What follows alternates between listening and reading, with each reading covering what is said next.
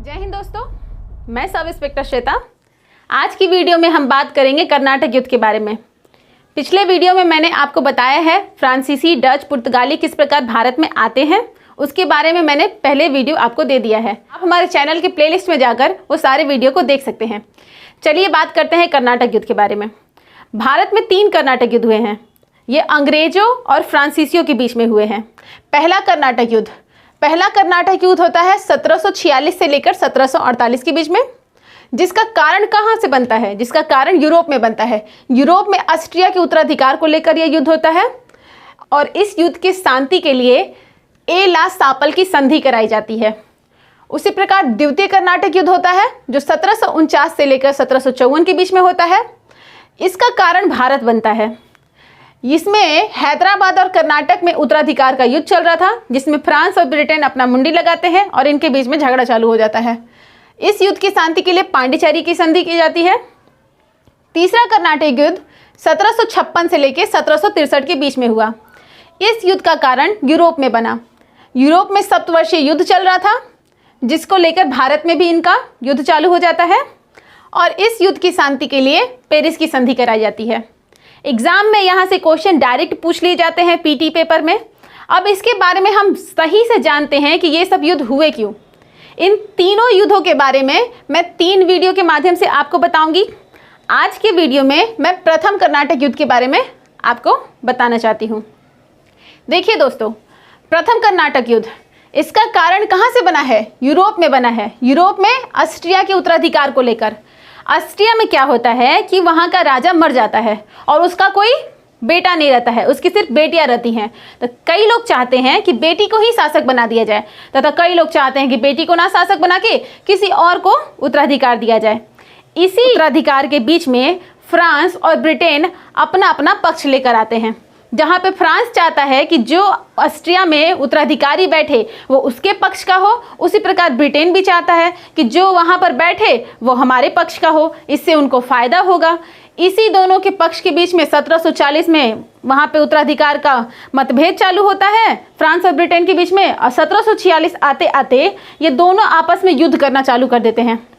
रहता है उत्तराधिकार का युद्ध ऑस्ट्रिया का, दूसरे के घर में झांकने जाते हैं और अपना ही घर फोड़ लेते हैं।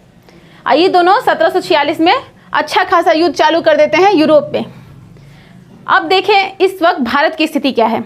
भारत में मद्रास में निकोलस मार्श ब्रिटेन का गवर्नर बन के बैठा हुआ है। वहीं पांडिचेरी में डुप्ले फ्रांस का गवर्नर बन के बैठा हुआ है और इन दोनों ने आराम से अपना व्यापार भारत में कर रहे हैं। कोई इन दोनों के बीच में कोई युद्ध नहीं चल रहा है। तब तक क्या होता है कि डुप्ले को खबर आती है कि यूरोप में इन लोगों का अच्छा खासा युद्ध होना चालू हो गया है, और यही डर से यूरोप से एक नौसेना इनके मदद के लिए भेजा जाता है भारत में कि अगर यूरोप में युद्ध चल रहा है तो भारतों में युद्ध चालू हो जाएगा। इसीलिए इसके मदद के लिए एक नौसेना को भेजने का सोचा जाता है। तो डुप्ले सोचता है कि हमारी नौसेना तो ब्रिटेन जैसी स्ट्रांग तो है नहीं।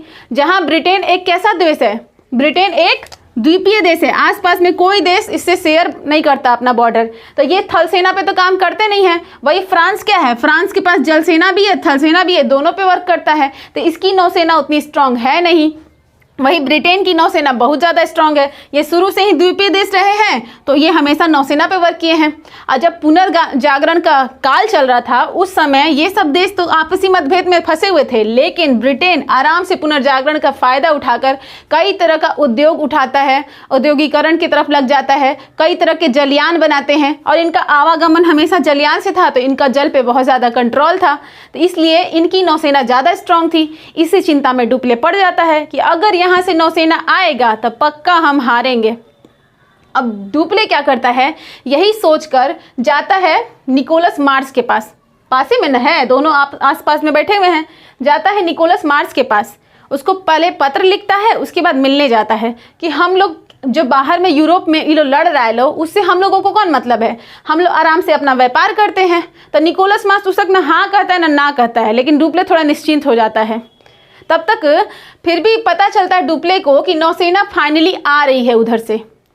तो ये भी अपने लिए क्या सोचता है कि कोई उपाय बना के रख लिया जाए, भले हम लोग युद्ध लड़े ना लड़े लेकिन पहले से अपना जुगाड़ करके रखा जाए। तो ये क्या करता है, मॉरिशस यहाँ पे पिछले वीडियो मैंने आपको बताया था कि फ्रांसीसियों का एक और द्वीप था मॉरिशस में, जहाँ पे इन्होंने कब्जा किया था और यहाँ पे नौसेना पे बहुत अच्छा काम किए थे लोग। तो मॉरिशस में इनका गवर्नर बैठा रहता है जिसका नाम रहता है ला ब्रूडेने। ला ब्रूडेन को पत्र लिखता है डुप्ले कि आप अपनी नौसेना लेकर भारत आ जाइए, क्योंकि यहाँ लगता है कि युद्ध होगा। तो ये अपना नौसेना लेकर आ जाता है, ये तो तैयार बैठा हुआ रहता है। तब तक क्या होता है कि बर्नेट जो रहता है नौसेना का कमांडर रहता है, उसके नेतृत्व में एक नौसेना निकलती है इंग्लैंड से। वो रास्ते में फ्रांस के नाव को डुबा देती है, उनको लूट लेती है। जो भी फ्रांस का नाव रास्ते में मिलता है तो वो उसको डुबा देती है। अब ना चाहते हुए भी इसको डुप्ले को युद्ध में शामिल होना मजबूरी हो जाता है। लेकिन उसके पहले एक उपाय ये लगाया था। डुप्ले क्या करता है, ये क्षेत्र कर्नाटक का, यहाँ पे एक राजा बैठा रहता है जिसका नाम रहता है अनवरुद्दीन। वो अनवरुद्दीन के पास डुप्ले जाता है और उससे बोलता है कि पूरा क्षेत्र तो आप ही का आता है ना, भले कुछ हिस्सा मद्रास इसको मिला हुआ है, पांडिचेरी इसको हमको मिला हुआ है, लेकिन पूरा इलाका तो आपका है। आप अपने ये एक आदेश जारी कीजिए कि हम लोग के क्षेत्र पर आप लोग युद्ध नहीं लड़ेंगे, क्योंकि इससे क्या होगा, आपके व्यापार को हानि होगा, आपके भी लोगों को मरना पड़ जाएगा, क्योंकि युद्ध होगा तो कोई ना कोई तो बीच में मरिए जाता है। इसीलिए अनवरुद्दीन आदेश निकालता है, इन दोनों के पास आदेश भेजता है कि आप लोग मेरे क्षेत्र पे युद्ध नहीं लड़ेंगे। तो इन लोग का युद्ध तो जमीनी नहीं हो रहा था, लेकिन नदी में, समुद्र में इन लोग का युद्ध चल रहा था। तो ये आदेश के द्वारा दोनों शांत बैठे हुए थे। लेकिन बर्नेट जो है वो आते वक्त इसके जहाज़ों को डुबा देता है, तो मजबूरन डुप्ले को युद्ध करना पड़ जाता है। ये क्या करता है, ला बोर्डेने का सेना लेकर मद्रास पे चढ़ जाता है। अब मद्रास की तो अभी तक मदद के लिए पहुंचा नहीं था बर्नेट, तब तक ये क्या करता है, इस पे अपना कब्जा कर लेता है। अब मद्रास किसके कब्जे में आ गया, डुप्ले के और प्लस ला बोर्डेने के कब्जे में। ठीक है, डुप्ले और ला बोर्डेने के कब्जे में मद्रास आ जाता है। लेकिन फिर क्या होता है, ला बोर्डेने कहता है अब तो हम मद्रास पे कब्जा कर ही लिए हैं, क्यों ना हम लोग अंग्रेजों से बात करते हैं कि आप शांति से यहाँ पे व्यापार कीजिए, युद्ध करने का जरूरत नहीं है, हम आपको मद्रास वापस कर लेंगे। और हम लोग अंग्रेजों से अच्छा खासा पैसा ले लेते हैं, क्योंकि जो ला बोर्डेने रहता है ना, थोड़ा लालची रहता है, इसी पैसे के लिए आया रहता है। तो ला बोर्डेने पैसे के लिए आता है, तो ये जो है डुप्ले वो कहता है, वो बहुत महत्वाकांक्षी रहता है, सोचता है इतना मुश्किल से मद्रास अंग्रेजों का जगह हमको मिला है, सिर्फ पैसे के लिए तो हम नहीं छोड़ेंगे। तो ये बात नहीं मानता है, तो इन दोनों के बीच में झगड़ा हो जाता है। तो ये क्या करता है, ला बोर्डेने ये चल जाता है अंग्रेज के पास। अंग्रेज के पास चल जाता है और अंग्रेज के पास जाके उनसे 4 लाख रुपए पौंड लेता है और कहता है कि हम अब जगह छोड़ के जा रहे हैं, आप जो करना है कीजिए। और ला बोर्डेने पैसा लेकर वापस मॉरिशस अपनी सेना लेके चला जाता है, जिसके नाते डुप्ले क्या हो जाता है, मद्रास में अकेले हो जाता है और अंग्रेज आते हैं फिर मद्रास पे कब्जा कर लेते हैं। उसके बाद ये डुप्ले जो होता है वो जाता है कर्नाटक में अनवरुद्दीन के पास और अनवरुद्दीन से कहता है कि अब हम क्या कर रहे हैं, आप ही के क्षेत्र में हम लड़ने वाले हैं, अब मद्रास पे अपना हम तोप लगाएंगे। उस समय फ्रांस का तोप इतना बढ़िया होता था कि उसके तोप से सब डरते थे, इनके तोप में इतना पावर था। उस वक्त अंग्रेजों के पास भी उतना पावरफुल तोप नहीं था। तो अनवरुद्दीन से परमिशन पास करवा लेता है। और अनवरुद्दीन से कैसे पास कराता है, वो कहता है कि हम मद्रास को जीतेंगे ना तो हम आपको दे देंगे। तो अनवरुद्दीन को तो फायदा महसूस होता है, तो वो कहता है ठीक है आप जाइए लड़िए। और उनसे परमिशन लेके डुप्ले मद्रास पे फिर से तोप लेके हमला कर देता है, जिसके संगे अंग्रेज के जो सैनिक होते हैं वो हार जाते हैं और वापस से डुप्ले का कब्जा मद्रास पे हो जाता है। अब तो इसको मद्रास मिल गया, तो अनवरुद्दीन ये सोचता है कि अब डुप्ले को तो मद्रास मिल गया है, ये हमको अपना वापस मद्रास हमको दे देगा। अनवरुद्दीन क्या करता है, अपने बेटे को भेजता है जिसका नाम रहता है महफूज खां। महफूज खां को भेजता है मद्रास में डुप्ले के पास, क्योंकि डुप्ले पहले से इनको वादा दिया था ना कि हम मद्रास को जीतेंगे तो वापस कर देंगे। तो महफूज खां जाता है, बोलता है डुप्ले से कि आप हमको मद्रास वापस दे दीजिए। लेकिन डुप्ले कहता है कि हम अपना पावर लगा के मद्रास को जीते हैं, हम आपको ऐसे ही दे देंगे। और डुप्ले अपने वादा से मुकर जाता है। यही बात से अनवरुद्दीन एकदम खिसिया जाता है कि तुम हमको बोले थे कि मद्रास हमको वापस कर दोगे, जिसके नाते हम अपने इलाके पर तुमको युद्ध करने दिए। तो डुप्ले जब वादा से मुकर जाता है ना, तो अनवरुद्दीन पूरा खिसिया जाता है। वो क्या करता है, अपने बेटे महफूज खां के साथ बहुत बड़ी सेना भेज देता है, हजारों की सेना भेज देता है डुप्ले के ऊपर। और डुप्ले के पास मात्र 200-300 सैनिक था। तो डुप्ले क्या है, घबराता नहीं है, आराम से महफूज खां की सेना के साथ लड़ता है। उस जगह का नाम था अडियार। उसको अड्यार का युद्ध कहते हैं। अड्यार नामक जगह पे खूब अच्छे से महफूज खां की सेना को डुप्ले बढ़िया से हराता है।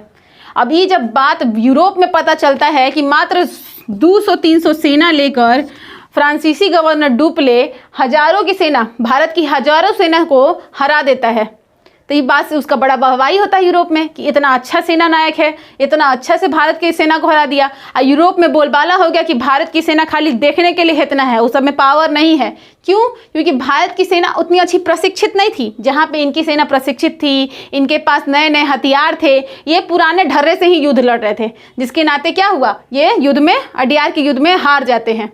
उसके बाद क्या होता है कि यूरोप में जो युद्ध चल रहा है ऑस्ट्रिया के उत्तराधिकार का, वहाँ पर 1748 में एक संधि कराई जाती है, एला-सापल की संधि, कि चले अब हम लोग युद्ध शांत करते हैं, अब हम लोग युद्ध नहीं करेंगे। अब जब 1748 में एला-सापल की संधि होती है तो भारत में भी युद्ध शांत हो जाता है। इस युद्ध के संधि के अंतर्गत क्या शर्त दिया गया था कि जो क्षेत्र जो जिसका जीता है उसको वापस करें। मतलब कि अंग्रेज अगर फ्रांसीसी का क्षेत्र जीता है तो उसको वापस करे, अब फ्रांसीसी अगर अंग्रेज का क्षेत्र जीता है तो उसको वापस कर दे। तो इस दौरान क्या होता है, इस संधि के शर्त के अनुसार डुप्ले जो मद्रास को जीता रहता है, डुप्ले मद्रास को अंग्रेजों को वापस कर देता है। और अंग्रेज क्या करते हैं, अमेरिका, अब देखिए ये बात जानिए कि ये जो फ्रांस और इंग्लैंड थे, ये सिर्फ भारत में व्यापार नहीं कर रहे थे, ये हर जगह कर रहे थे। जितना भी विश्व में छोटा मोटा द्वीप था या देश था, सब जगह पर इनका व्यापार चल रहा था।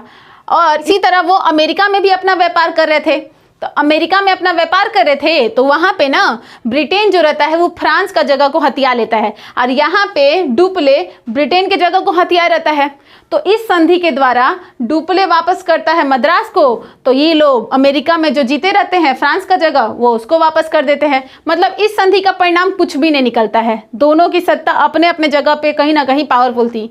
ये पूरे विश्व में व्यापार करते थे। अगर एक जगह युद्ध होता था ना तो सब जगह लड़ने लगते थे। जैसे टॉम जेरी क्या देखे, हर बार लड़िए रहे, हर बार मिलिए रहे। इसी तरह ये भी ऐसे ही थे। अगर एक जगह यूरोप के किसी एक जगह पर इनका झगड़ा चालू हो गया तो बस जितना जगह पे इनका व्यापार चल रहा है एक साथ, वहाँ झगड़ा इन लोग का चालू हो जाता था। तो इस संधि में क्या हुआ, कोनो परिणाम नहीं निकला, ना कोई हार ना कोई जीत। लेकिन एक चीज़ का पता चल गया कि भारत की जो सेना है वो उतनी प्रशिक्षित नहीं है। अगर अच्छा अपना प्रशिक्षित सेना के साथ भारत में जाया जाए तो इन लोगों को हम लोग हरा सकते हैं, और यही शक्ति इन लोगों को मिलता है। और अगले युद्ध के दौरान क्या होता है, ये भारत की राजनीति में बढ़िया से हस्तक्षेप करते हैं और सेकेंड कर्नाटक वॉर का कारण बन जाता है। अगले वीडियो के माध्यम से मैं आपको सेकेंड कर्नाटक वॉर के बारे में पूरा विवरण दूंगी। अगर मेरी बातें आप लोगों को अच्छी लगे, मेरे पढ़ाने का तरीका आप लोगों को पसंद आ रहा हो, तो मेरे चैनल को लाइक शेयर एंड सब्सक्राइब करें। धन्यवाद। जय हिंद।